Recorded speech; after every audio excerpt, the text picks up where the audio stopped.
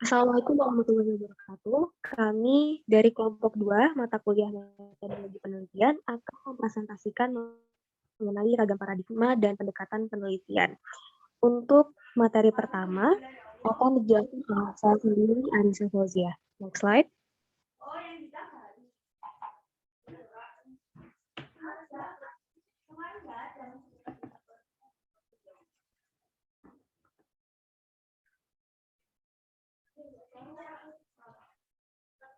Yang pertama mengenai ragam paradigma. Pada dasarnya, dalam mempelajari metodologi penelitian, maka kita akan membahas mengenai sebuah penelitian. Penelitian sendiri merupakan sebuah usaha untuk menemukan sebuah kebenaran dari suatu hal yang akan diteliti atau memperkuat kebenaran yang sudah ada sebelumnya. Biasanya penelitian ini dilakukan oleh filsuf, peneliti, maupun praktisi. Untuk melakukan penelitian ini didapatkan atau dilakukan model-model atau jalan-jalan tertentu yang biasa disebut dengan paradigma. Next slide. Definisi paradigma sendiri menurut Bogdan dan Biklen merupakan kumpulan longgar dari sejumlah asumsi yang dipegang bersama, konsep dan proposisi yang mengarahkan cara berpikir dan penelitian. Untuk paradigma sendiri terdapat beberapa macam, dan di antara beberapa macam paradigma tersebut, biasanya yang sering digunakan untuk penelitian ilmu pengetahuan adalah ilmu pengetahuan ilmiah yang bersumber kepada pandangan positivisme dan juga paradigma alamiah yang bersumber pada pandangan fenomenologis. Next slide. Menurut Bogdan dan Taylor, positivisme berakar pada pandangan teoritis Auguste Comte dan Emile Durkheim pada abad ke-19 dan abad ke-21. Para positivis mencari fakta dan penyebab fenomena sosial dan kurang mempertimbangkan keadaan subjektif individu. Dan kemudian, ia menyarankan kepada para ahli ilmu pengetahuan sosial untuk mempertimbangkan fakta sosial atau fenomena sosial sebagai sesuatu yang memberikan pengaruh dari luar atau memaksakan pengaruh tertentu terhadap perilaku manusia. Sedangkan paradigma alamiah bersumber dari pandangan Max Weber yang diteruskan oleh Irwin Dutcher dan yang lebih dikenal dengan pandangan fenomenologis. Fenomenologi berusaha memahami perilaku manusia dari segi kerangka berpikir maupun tindakan orang-orang tersebut yang dibayangkan atau dipikirkan oleh orang-orang itu sendiri.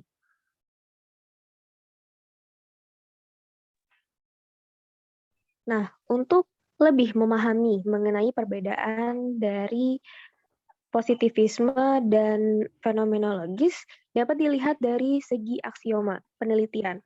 Aksioma sendiri merupakan sebuah pernyataan di mana pernyataan yang kita terima sebagai suatu kebenaran dan juga bersifat umum. Dan hal ini tidak perlu adanya pembuktian. Aksioma merupakan ketentuan yang bersifat mutlak kebenarannya. Next slide.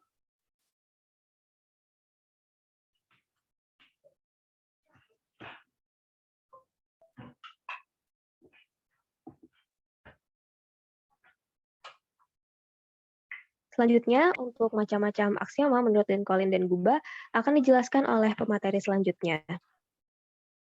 Silakan, Mbak Roshida. Baik, di sini saya akan menjelaskan mengenai 5 dari aksioma menurut Lincoln dan juga Guba, yakni pada tahun 1985, tepatnya pada referensi halaman 36 sampai dengan 38. Jadi adapun aksioma ini dibagi menjadi 5 macam. Yang pertama yakni hakikat dari kenyataan atau ontologi. Jadi menurut pandangan positisme bahwasanya bahwa adanya kenyataan tunggal dan proses ini dapat diteliti secara terpisah dan yang lainnya.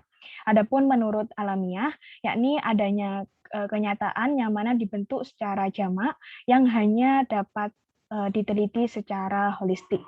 Yang kedua adalah hubungan antara pencari tahu dan yang tahu. Yakni menurut positisme, yakni adalah pencari objek inquiry, yang mana yang dimaksudkan adalah suatu terbebas jadi adanya dualisme. Yang kedua menurut alamiah, yakni bahwa adanya pencari tahu dan objek inquiry ini berinteraksi yang mana menjadikan saling mempengaruhi satu dengan yang lainnya. Dan yang ketiga adanya generalisasi.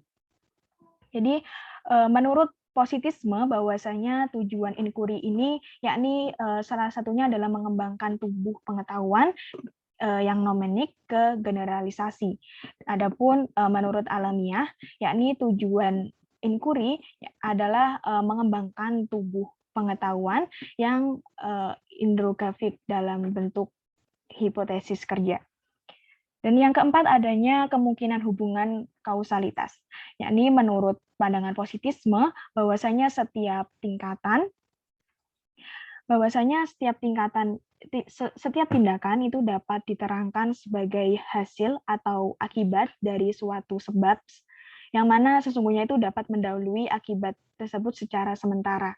Adapun pandangan menurut alamiah yakni seluruh kebulatan itu berada dalam keadaan saling mempertajam secara simultan, yang mana sehingga tidak memungkinkan adanya membedakan penyebab dari atasan akibat.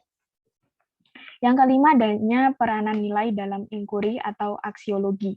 Jadi menurut pandangan positisme bahwasanya inquiry adalah bebas nilai dan dapat dijamin sedemikian rupa oleh kebaikan pelaksanaan metode objektif.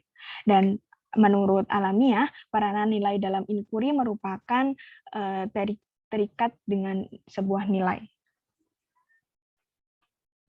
Mungkin materi selanjutnya akan disampaikan oleh Mbak Rindi.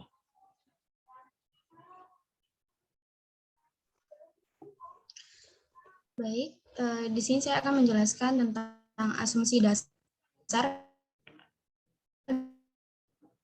dan perbedaan paradigma yang diterima sebagai dasar dan sebagai landasan berpikir karena dianggap benar. Asumsi biasanya berupa dugaan, perkiraan, prediksi, dan ramalan. Dengan kata lain, asumsi adalah sesuatu yang dipikirkan oleh individu dan belum diketahui kebenarannya. Asumsi bisa dibuat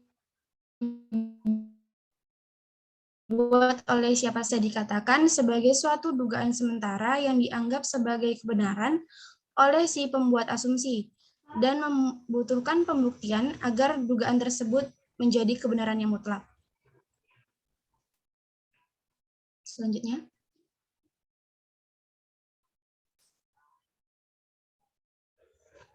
Penyampaian asumsi. Sebagian asumsi bisa disampaikan secara terbuka dan beberapa di antara. Nah, dasarnya asumsi dapat disampaikan walaupun secara tersirat dalam ucapan.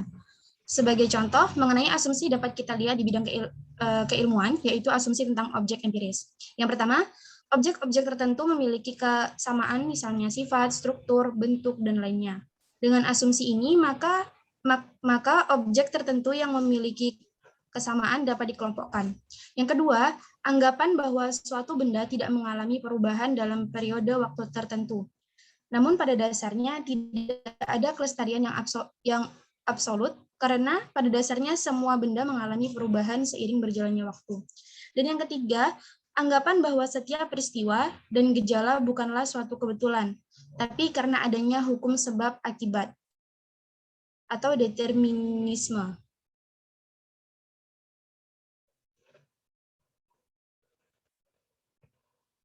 Selanjutnya.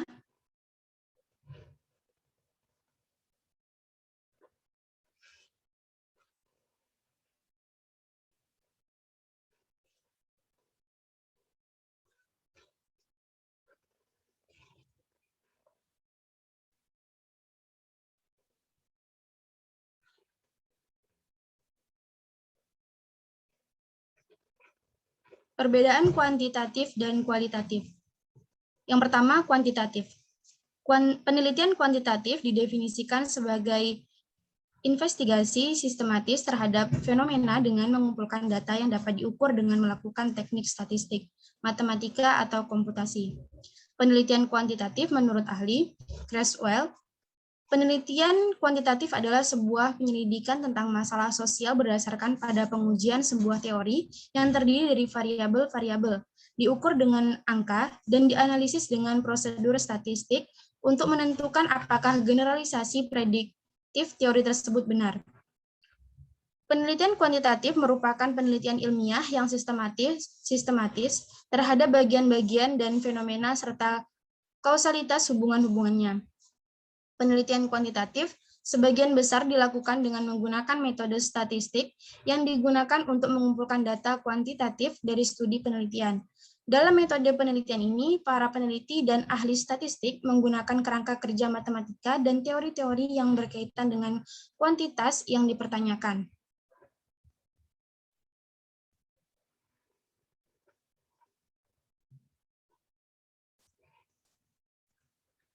Materi selanjutnya akan dijelaskan oleh saudara saya, Mas Silahudin. Dipersilakan.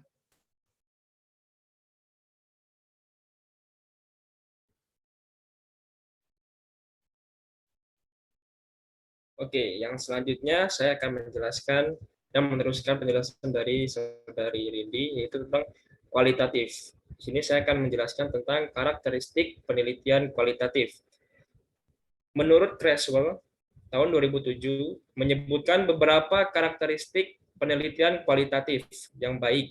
Antara lain, yang pertama, peneliti menggunakan prosedur mendapatkan data yang tepat. Yang kedua, peneliti membatasi penelitian di dalam asumsi dan karakteristik dari pendekatan kualitatif. Yang ketiga, peneliti menggunakan pendekatan kualitatif dan penelitiannya. Yang keempat, peneliti memulai penelitian dengan satu fokus. Dan yang kelima, penelitian berisi metode yang rinci, pendekatan yang tepat dalam pengumpulan data, analisis data, dan penulisan laporan. Yang keenam, peneliti menganalisis data menggunakan pemisahan analisis dalam beberapa level. Yang ketujuh, peneliti menulis secara persuasif, sehingga pembaca dapat merasakan pengalaman yang sama. Dan yang terakhir, proses penelitian dengan pendekatan kualitatif. Dan yang selanjutnya, yaitu tentang tabel perbedaan penelitian kuantitatif dengan kualitatif. Di sini ada 4 perbedaan.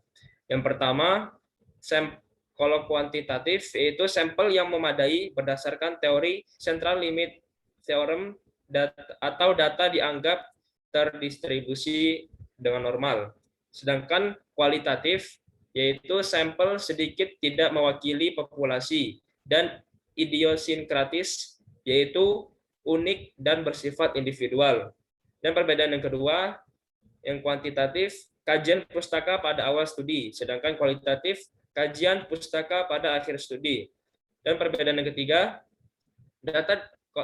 kalau kuantitatif, data dikumpulkan melalui instrumen yang berdasarkan variabel yang telah ditentukan.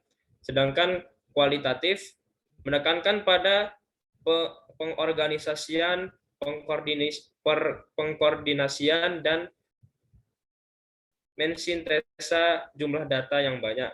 Dan yang keempat, perbedaannya yang pertama kuantitatif yaitu kontrol yang objektif atas bias replikasi dan reliable. Sedangkan kualitatif yaitu bersifat subjektif atas data individual dan muatan nilai. Dan masih banyak perbedaan yang lain. Di antaranya yang termasuk adalah yang kami bahas yaitu 4 perbedaan tersebut. Oke, mungkin saya kembalikan kepada moderator. Baik, itu dia penjelasan presentasi dari kami. Untuk selanjutnya bisa dilanjutkan diskusi di WhatsApp group. Terima kasih. Wassalamualaikum warahmatullahi wabarakatuh.